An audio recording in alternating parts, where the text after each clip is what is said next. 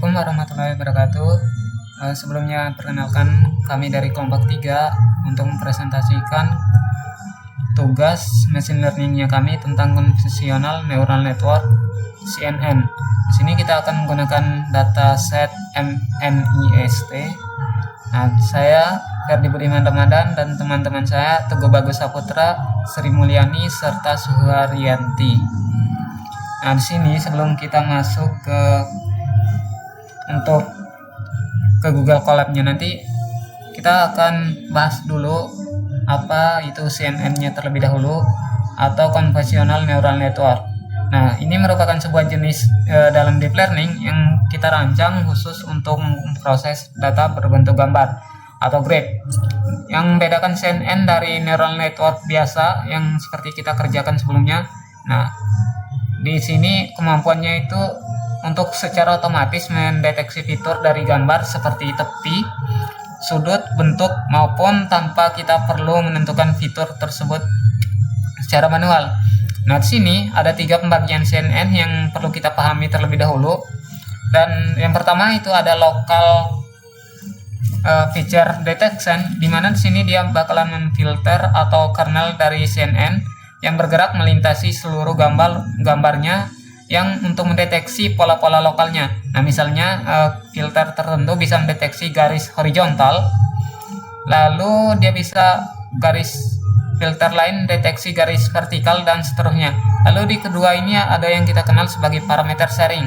Nah, di sini satu filter yang sama kita gunakan untuk seluruh bagian gambar agar jauh lebih efisien dibandingkan MLP yang membutuhkan bobot berbeda untuk setiap pikselnya.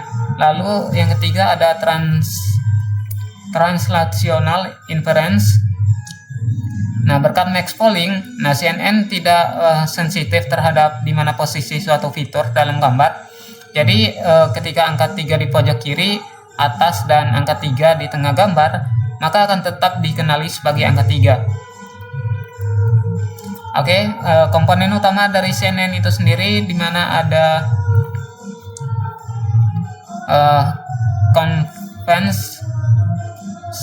dua dimensi atau conventional layer, agar nanti intinya dari CNN ini filternya berukuran 3x3. Lalu dia bakalan scan seluruh gambar secara sistematis di setiap posisi filternya, lalu mengkalikan dengan nilai pixel yang bobotnya itu dan dijumlahkan lalu ditambah dengan biasnya. Nah, maka hasilnya kemudian dilewatkan fungsi ReLU di sini, yaitu maksimum dari 0 dan nilai tersebut outputnya dari layer. Nah, ini kemudian kita sebut sebagai feature map-nya. Lalu yang kedua itu ada max polling, di mana max polling 2 dimensi ini setelah kita konvolusi dimensi gambar masih cukup besar. Nah, max polling ini mengambil nilai maksimal dari setiap area 2x2 pixel, sehingga nanti dimensi gambarnya bakalan berkurang setengah. Nah, jadi fiturnya akan yang paling kuat ini bakalan dipertahankan detail dan tidak penting dibuang. Lalu yang ketiga ada kita kenal sebagai flatten. Nah, setelah beberapa kali kita konversi dengan polling feature map, nah masih terbentuk 3 dimensi. Nah, flatten ini bakalan mengubah menjadi vektor 1 dimensi. Jadi dia ini sebagai jembatan antar bagian konvensional dengan bagian klasifiernya. Dan yang terakhir ini kita kenal sebagai dense plus softmax-nya.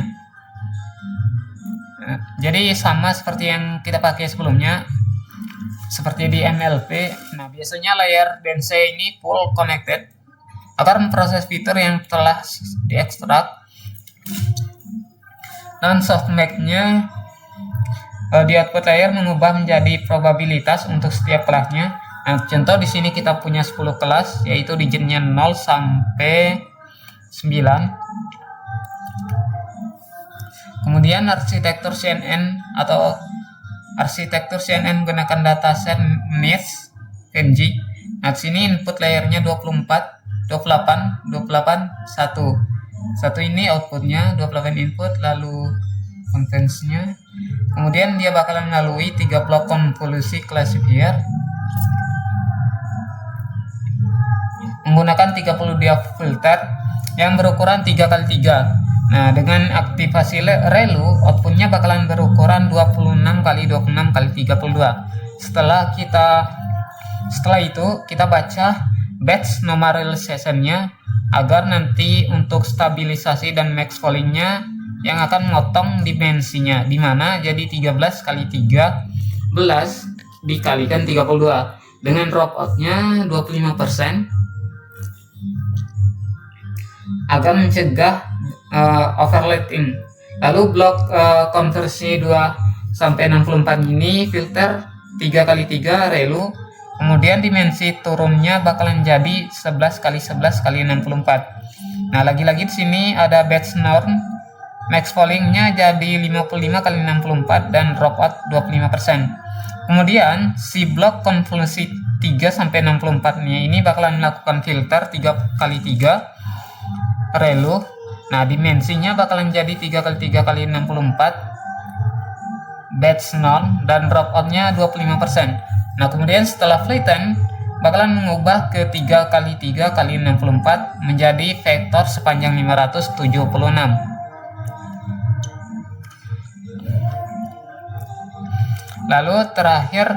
Lalu di densenya ini dari 128 neuron yang ada dengan relu dan batch norm dan dropout 50%, kemudian bakal diarahkan ke dense 10 neuron dengan menggunakan softmax, lalu menghasilkan probabilitas untuk 10 digit kelas. Nah, jadi total parameter model ini bakalan menghasilkan 132.042 agar bisa lebih efisien dibandingkan MLP yang membutuhkan sekitar 230.000 parameter.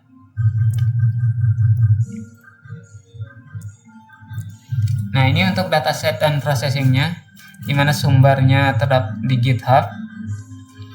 Formatnya PNG dan grayscale yang berukuran 28x28 pixel dengan 10 kelas yaitu digit 0 sampai 9. Untuk jumlah datanya di sini saya menggunakan 500 gambar per kelas untuk training sehingga totalnya 5000 sampel training. Lalu untuk textingnya saya menggunakan 50 gambar per kelas, totalnya jadi 500 sampel. Dari 500.000 training jadi 20% atau 1000 sampel kita pisahkan menjadi validasinya. Dan untuk processingnya di sini saya pakai beberapa gambar tahap agar gambar PNG-nya dibaca menggunakan fill, kemudian diubah menjadi array atau numpy berukuran 28x28. Kemudian saya tambahkan dimensi channelnya jadi 28x28x1 agar nanti untuk CNN-nya pikselnya bakalan kita normalisasi dari rentang 0 sampai 255 menjadi 0,0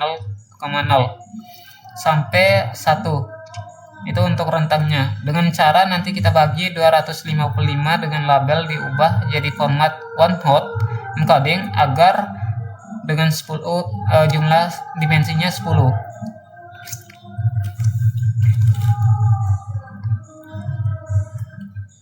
Nah, lalu di proses training CNN-nya itu nanti terdiri dari 4 langkah utama nantinya.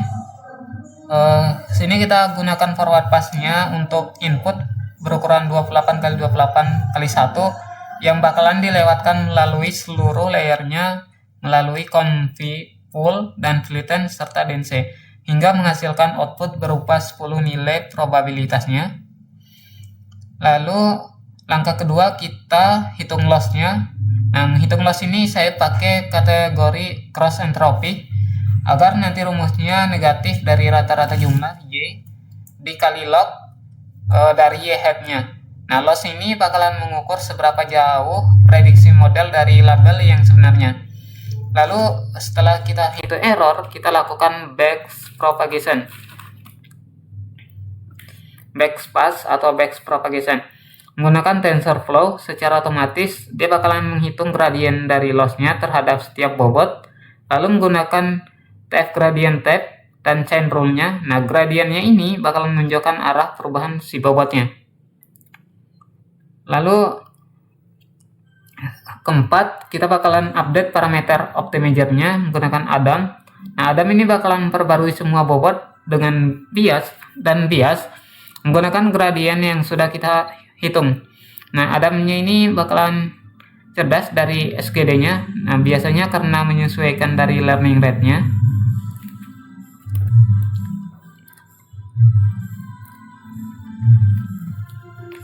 Di sini saya langsung masuk ke codingannya.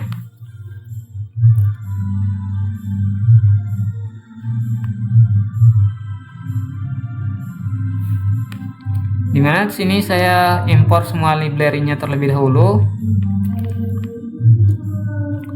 Lalu di sini di sel ketiga ini array. Nah, array-nya di sini saya gunakan agar nanti CNN dan MLP-nya butuh flat, atau kita bandingkan CNN dengan MLP yang butuh flatnya 784, sedangkan CNN-nya ini butuh gambar aslinya 28,28,1 atau 28 kali 28 kali 1. Nah, angkanya adalah 1, jadi jumlah channelnya grayscale sama dengan 1, RGB sama dengan 3. Tanpa ini konvensin 2 dimensinya tidak bisa berjalan nantinya.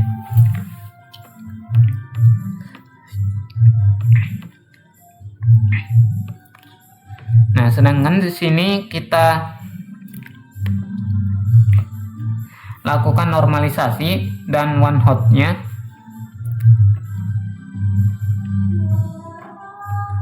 Sini kita lakukan normalisasi dan lakukan one hot agar nanti nilai pixel yang 0 sampai 255 jadi 0,0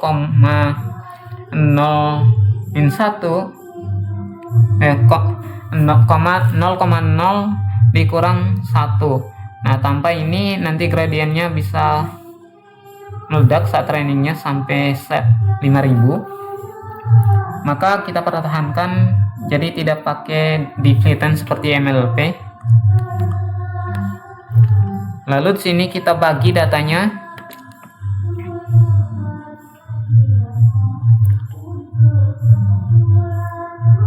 Agar Strefy Y-Train-nya ini pastikan setiap digit 0 sampai 9 terwakilkan nanti sama rata di train dan validasinya. Tanpa digit ini tentu nanti kurang diwakilkan.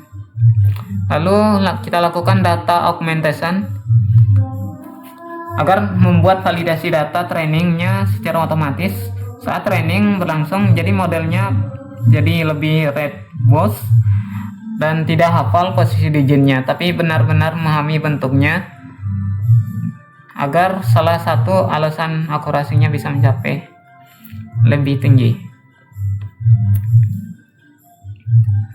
Nah, di sini kita buat arsitektur CNN-nya. Model ini kita gunakan untuk buat model arsitektur CNN-nya, dimana konfin 2 dimensinya di sini 32,3 kali 3. Fungsinya bisa memfilter scan gambar dan mendeteksi polanya. Lalu kita lakukan max polling. Nah, fungsinya mengurangi 2 dimensi atau membagi 2 dan pertahankan fitur yang kuatnya. Lalu kita lakukan dropout. Nah, dropout ini kita pakai 0,25 agar nanti kita matikan 25% neuron acak untuk cegah overfittingnya. Lalu kita lakukan normalisasi normalisasinya ini supaya nanti stabil, distribusi nilai trainingnya lebih stabil.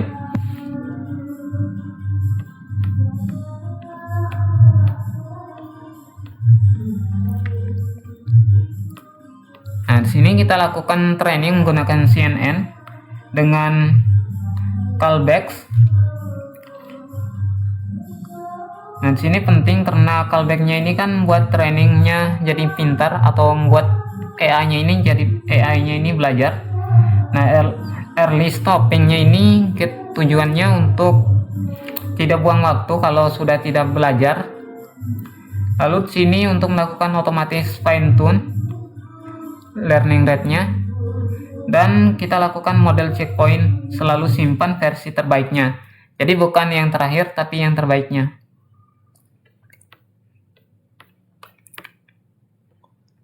Setelah itu kita lakukan load batch modelnya. Sebelum itu di sini hasil dari visualisasi loss dan akurasi trainingnya.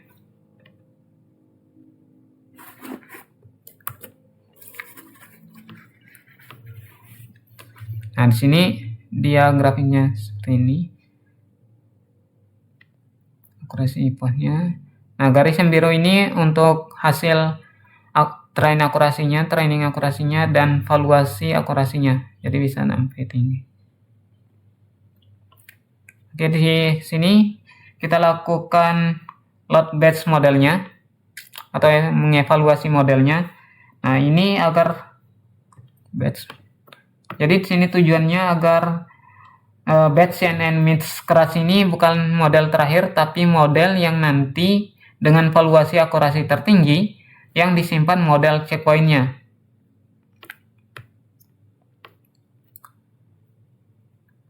Agar ini yang menghasilkan 90% bukan model IPOH terakhir. Lalu di sini kita lakukan klasifikasi conversion matrix untuk yang klasifikasi reportnya. Nah, di sini from scannen matrix. Nah, di sini penting karena nanti args max-nya atau Y-pred, X sama dengan 1 bakalan mengubah output dari softmax dari 10 probabilitas menjadi 1 prediksi kelasnya. Lalu conversion matrixnya menunjukkan secara detail digit mana yang nanti paling sering salah dari hasil training yang kita lakukan.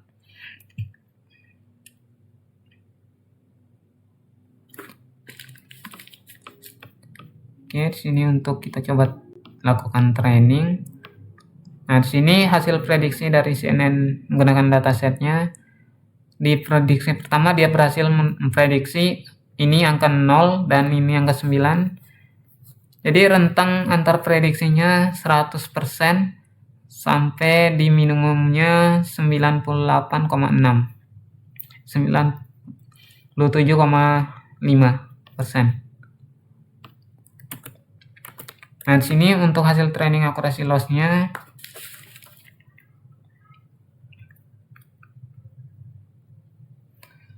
di sini terdapat akurasinya, terlihat bahwa training akurasi dan valuasi akurasinya yang kita lakukan di codingannya tadi meningkat secara konsisten. Dari epoch yang pertama training akurasinya naik sekitar 37%, lalu terus meningkat hingga 99% di akhir trainingnya. Sedangkan valuasi akurasi mengikuti tren yang sama, dan di grafik loss-nya ini terlihat kebalikannya, loss-nya ini menurun secara konsisten dan trennya loss turun dari sekitar 21 di awal hingga mendekati 0,04 di akhir. Jadi valuasi loss-nya juga turun mendekati polanya.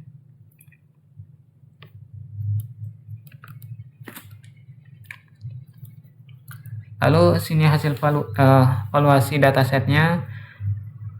Nah, model CNN-nya berhasil mencapai tes akurasi 99% dengan tes loss hanya 0,0426 dari 500 sampel tes. Nah, model hanya salah prediksi 5 gambar saja. Nah, kalau kita lihat sini detail per kelasnya di classification reportnya, digit 0 sampai dengan 6 dan 7 ini precision recall-nya, dan F1 score-nya ini sempurna dengan semuanya 1. Sedangkan di precision digit ke-8 precisionnya 0,96 dan tackle-nya 0,98. Jadi sedikit terkonfusi dengan digit lainnya, dan digit 9 pun juga gitu. Lalu di sini conversion matrix-nya untuk menampilkan prediksi model setiap kombinasi kelas aktual dan prediksinya. Nah, diagonal yang biru ini prediksinya benar, dan sel merah muda ini prediksi yang salah. Di sini bisa. Dan matriksnya ini terlihat bahwa hampir diagonal menunjukkan angka 50, artinya semua 50 sampel per kelas diprediksi benar.